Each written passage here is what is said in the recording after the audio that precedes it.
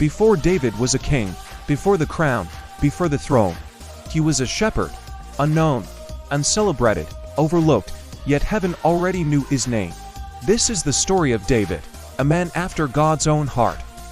In Bethlehem lived a man named Jesse. He had 8 sons. When God rejected King Saul, he sent the prophet Samuel to Jesse's house. One by one, the sons passed before Samuel, strong, tall, impressive. But God said no.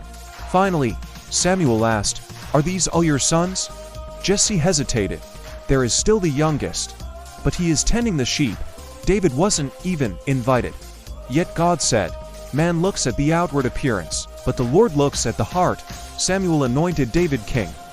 While he still smelled like sheep, David returned to the fields. No crown, no throne, no announcement. Just sheep, silence, and responsibility.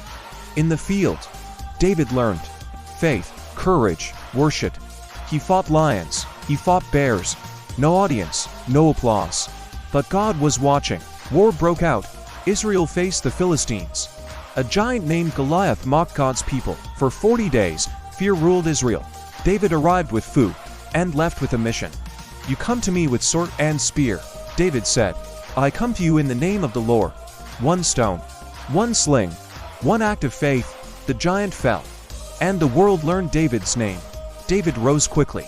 He became a warrior, a leader, a hero. The people sang, "Saul has killed his thousands, and David his tens of thousands." Saul heard, and jealousy took root. The same man who once loved David now tried to kill him.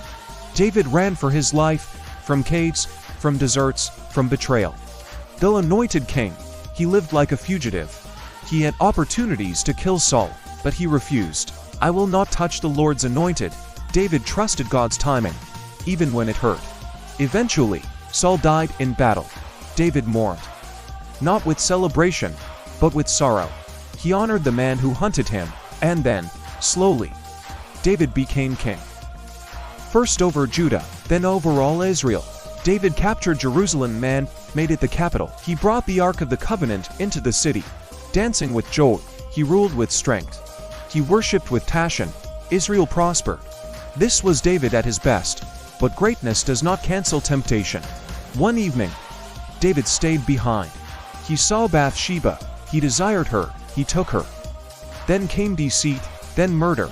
David ordered the death of Uriah, Bathsheba's husband. A king fell hard. God sent the prophet Nathan. David was confronted, and David did not defend himself. He said, "I have sinned against the Lord." He fasted. He wept. He repented. Psalm 51 was born, a cry for mercy. Though forgiven, the consequences remained. David's household suffered. His sons rebelled. Violence filled his family. Absalom, his own son, rose against him. David ran again, this time from his child. When Absalom died, David wept, "Oh my son Absalom, if only I had died instead of you."